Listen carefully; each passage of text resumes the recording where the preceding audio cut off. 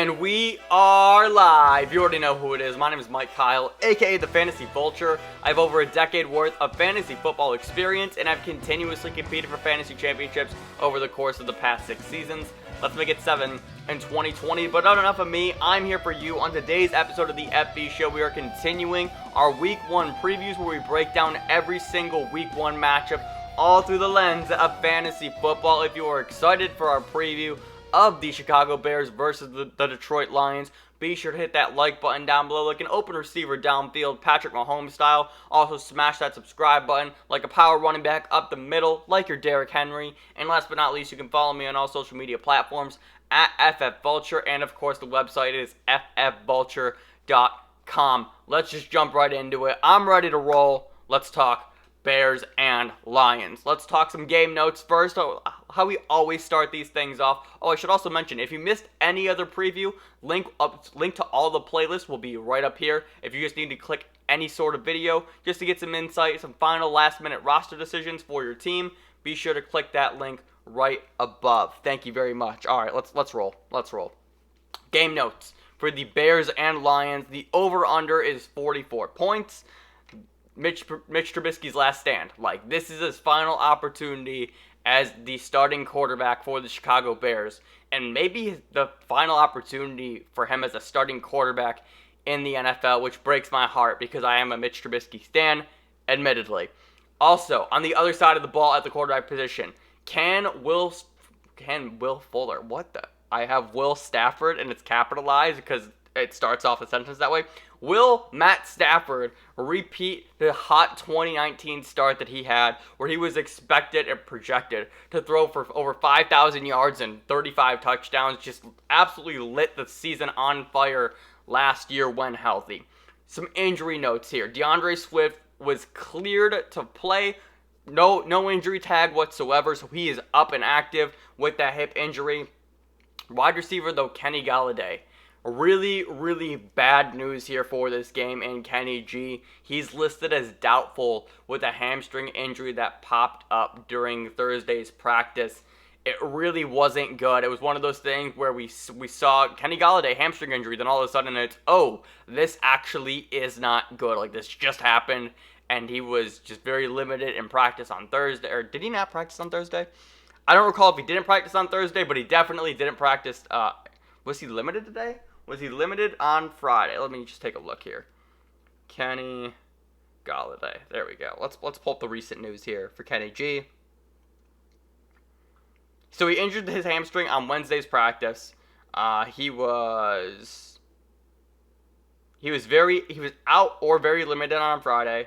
No confirmation there. But regardless, he's listed as doubtful for Sunday. And that means he honestly probably is not playing. And if he is going to play, I don't know if I'm actually going to start him.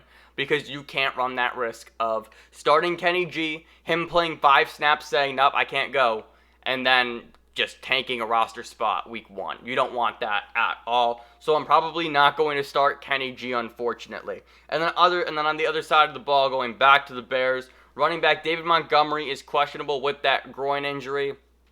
I think he was limited in practice today, so he is making his way back onto the field, but there is still some hesitation and some pause for concern with David Montgomery. Let's talk some start sets here for this game. The auto start for Detroit is Matt Stafford. That's very, very easy. He's a guy that I was targeting late in drafts. He was a guy that I brought up time and time again. He should be very, very good for fantasy this season. And this is the team that, despite bringing in Adrian Peterson, Kerryon Johnson being back and healthy, and drafting DeAndre Swift, this is the team that is going to pass the ball because that is just what they have to do in order to move said ball. If Kenny G misses, and maybe just even if Kenny G is active, regardless, Marvin Jones is a absolute must start. Marvin Jones will see 12 targets this game at a minimum if Kenny Golladay is inactive. See, I'm getting too excited now because the thought of Marvin Jones week 1, oh my goodness. Oh my god, that makes my heart so happy. I love Marvin Jones for fantasy. I talked about that during my Lions preview. With the Bears, the auto start here is Allen Robinson, and maybe you're likely starting. Nah, you're not likely starting Mitch Trubisky. I can't get that eager and that intense over it. So the auto start for the Bears is Allen Robinson. You drafted him in the 3rd round. He's probably your number 1 wide receiver, maybe your number 2, depending on how you drafted. He is my number 2, and I actually got him in like the 5th or 6th round because he fell so far in my draft. Absolutely wild, by the way, that I got him as my number 2 in the 5th round. He was my 5th round pick. So I'm starting Allen Robinson. I'm not too concerned about Mitch Trubisky or Nick Foles. Whoever the quarterback is, we know what Robinson can do. He had 150 targets last season. He's going to be great for fantasy yet again. And this Lions defense just traded away Darius Slay and is starting a rookie, Jeff Okudah, on the outside at cornerback. And I love Okudah. I loved Okudah coming out of college. But Okudah versus Allen Robinson, I will take Allen Robinson every single day and twice on Sunday. This is important to note.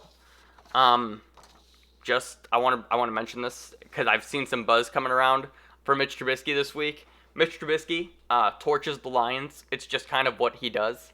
And so maybe if you need a spot start, you're going to start Mitch Trubisky. But the reason why I use that so hesitant is because, again, the quarterback position is so deep to the point where Mitch Trubisky is literally ranked 26, 27, 28.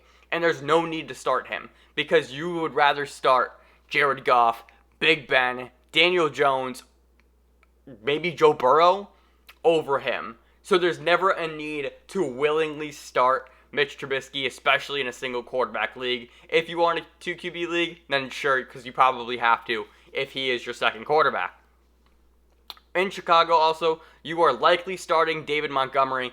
If he is active, I'm probably going to play him, but very similar to Miles Sanders, you do have to lower that expectation just because he is coming back off of that groin injury. So, where did you draft David Montgomery? Let's see, you drafted Montgomery in the 7th round or so, like that 5th, 6th, or I'm sorry, that 6th, 7th round area. So with Montgomery there, he's probably like your 3rd or 4th running back option. If you need to use him as a flex play, that's where I'm more comfortable playing him as than compared to my running back 1 or my running back 2. But if he's up, I think you have to play him just because the opportunity can be so great for him this week. Where are we at here with my notes? All right, some more storylines that I want to talk about here. I am going to be absolutely glued to Anthony Miller in this game. You probably know the stats and you know the splits of what Anthony Miller does when Taylor Gabriel is on and off the field, and the answer is Anthony Miller balls out when Gabriel is gone, and Gabriel is officially gone from this team. So Anthony Miller is the number 2 option. We saw what Miller did during the second half of last season. We saw what he did during his rookie season. Obviously, he's battled injuries both years, but he's healthy. Like, he is healthy.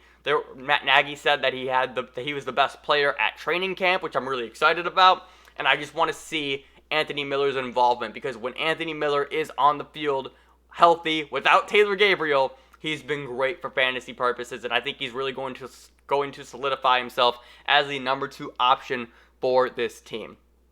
And finally, I'm completely avoiding the Detroit backfield for the time being. I have no idea what to do with it. Apparently, the Lions are asking Adrian Peterson to do a lot, according to sources. I want to say it was sources or Peterson himself.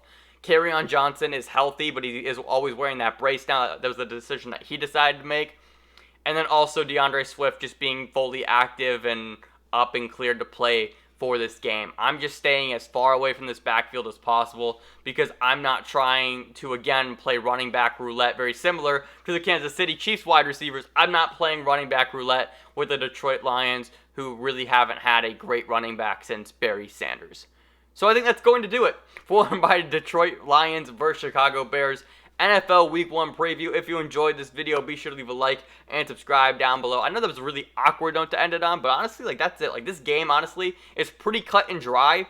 There's not a whole lot of fantasy intrigue going around. I think I mentioned the over-under is 44 points, which is just kind of meh. You're looking at, if you were just split it down the middle, obviously we aren't including spreads into this, but 22 points each, which kind of just makes this to a game where you're just like, you're rolling dice, trying to find some sort of way to score touchdowns here. Maybe Allen Robinson gets one. Maybe David Montgomery gets one for the Bears. And then, I don't know, a random tight end. You get the point. This game is just kind of kind of pumping the brakes and trying to stay away from it if I can. There's not a whole lot to talk about for these teams so far. But once again, thank you so much for watching. Hit that like button, hit that subscribe button, and of course, if you missed any of our other Week 1 previews, you can find them all right here. And of course, you can follow me on all social media platforms at FFVulture, and the website is ffvulture.com. Remember, people come and go, but fantasy championships are forever. I will see you in the next preview.